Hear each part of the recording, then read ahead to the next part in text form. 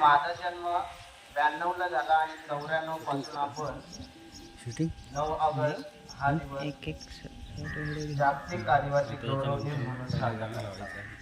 म्हणजे मी आता 31 वर्षाचा पूर्ण झालेला आहे. स्वतंत्र होऊन आपल्याला जवळपास 70 वर्ष झाली.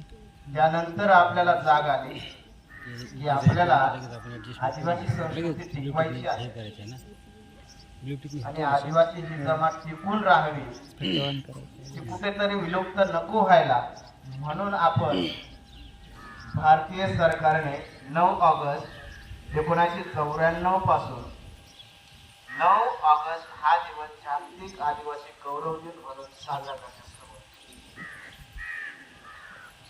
सर्व गावकरी मंडळी तसेच शाळेतील कर्मचारी, शिक्षक वृंद, त्याचप्रमाणे SMC उपाध्यक्ष खंडू पिठे, त्यानंतर उपस्थित सर्व SMC सदस्य या सर्वांना शासकीय माध्यमिक आश्रमशाळा करंजी यांच्याकडून सर्वांचं स्वागत करतो आणि आजच्या कार्यक्रमाच्या भाषणास